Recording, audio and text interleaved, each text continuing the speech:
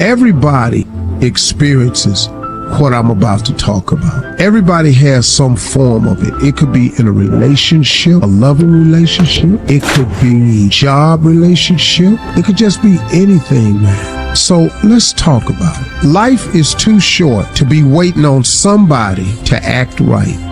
You know, the clock is ticking. And I don't know if you know that, man, but time flies by sometimes. So you got to start thinking, man. Life is too short to be waiting on somebody to act right. And I'm not just talking about in a relationship like you married or something like that, which is another one. But my goodness, man, I don't really have time for that. I would rather surround myself with people who add value to my life instead of subtracting from my life. If you got somebody in your life that's always taking and never giving, you're probably waiting on them to act right. If you got a person that's always getting something from you and never say thank you, life is too short to be waiting on somebody to act right. You're in a relationship with a person who constantly does you wrong, repeatedly, and you keep expecting them to change their behavior, and they don't. You know, they say that the definition of insanity is doing the same thing over and expecting a different result. It's insane for us to continue to wait on somebody to act right, when first of all, you can't make nobody act right.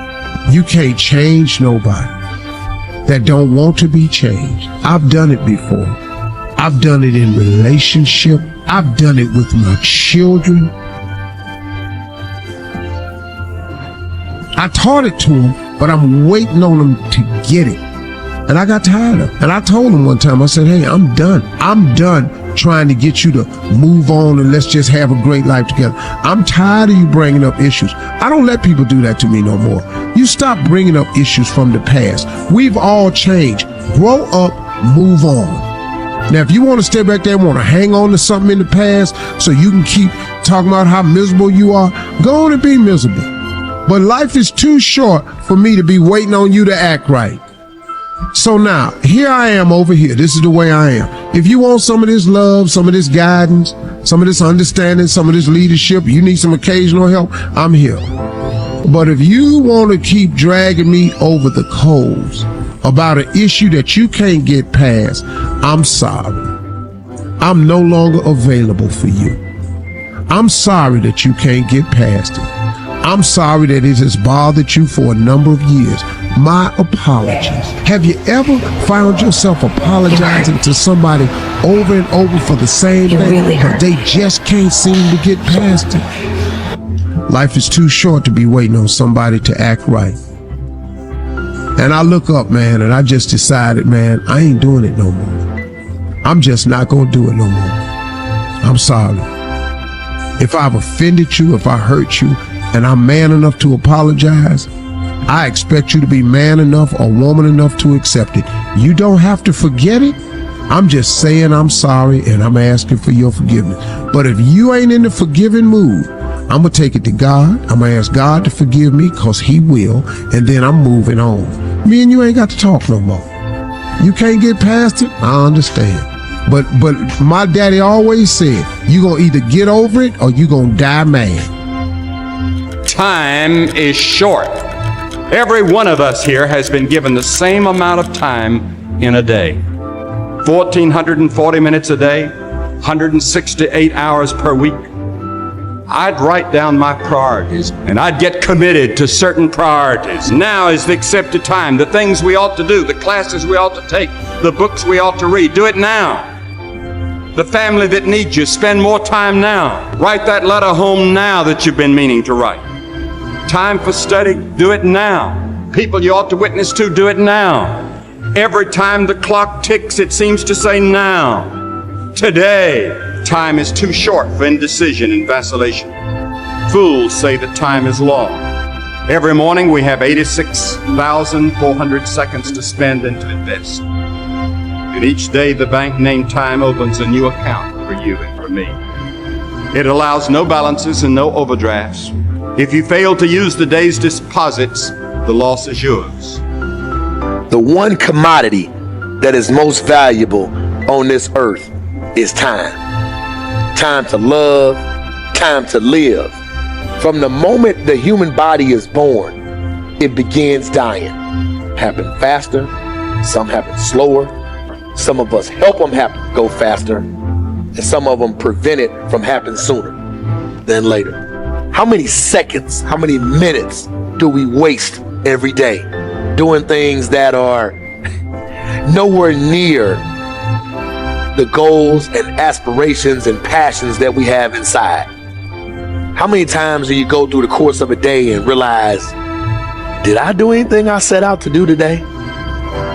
Write down those goals each and every day. No matter if it's 2 goals a day, if you can accomplish those, then you're doing more than just making it through the day. You are living and achieving your dreams. Find time to better yourself. Read, explore, research, live life. Do things you've never thought of doing before. That's what it's all about. When you're born, that's that date that they put on the left side of the tombstone. When you die, they put another date on the right side of the tombstone. But that dash in the middle is the most important thing on that tombstone. That is a line that throughout that entire time frame, you were able to impact and touch others' lives. You were able to leave your mark on this earth.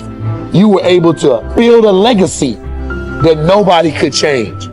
You were able to have it to where people remembered who you are no matter what.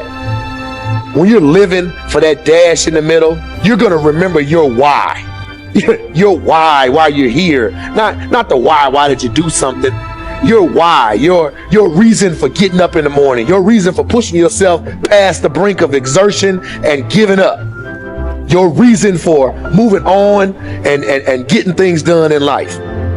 That dash in the middle, that's the thing that pushes you. How do you rate yourself on a scale of 1 to 10 in terms of your physical appearance, in terms of your health? Do you take care of yourself? Are you allowing yourself to get overweight and out of shape? Are you conscious of your health? Are you watching the food that you take into your body? Do you make a deliberate effort to exercise? You know, it was George Burns. He said, we cannot help getting older, but we don't have to get old. And many of us get old before our time because we don't take time to take care of ourselves. Your environment is a very good indicator. On a scale of 1 to 10, is it what you want it to be? Do you find it desirable? Are you satisfied? The job or career that you're involved in. Someone said that 85% of the American public are unhappy with their jobs. Are you spending 8 hours a day just doing time? Your relationships. What kind of impact is it having on your life? Is it nourishing or is it a toxic relationship? Does it drain you or does it build you up? Ask yourself that. How motivated are you to do something about it? Your contribution, your actions. What are you giving? Many people will leave the universe without a trace. No one will know they were here. And in fact, under their name, we could put under there, not used up. Will anybody know that you came this way? What contribution are you giving? What will you leave? What will be different because you came this way?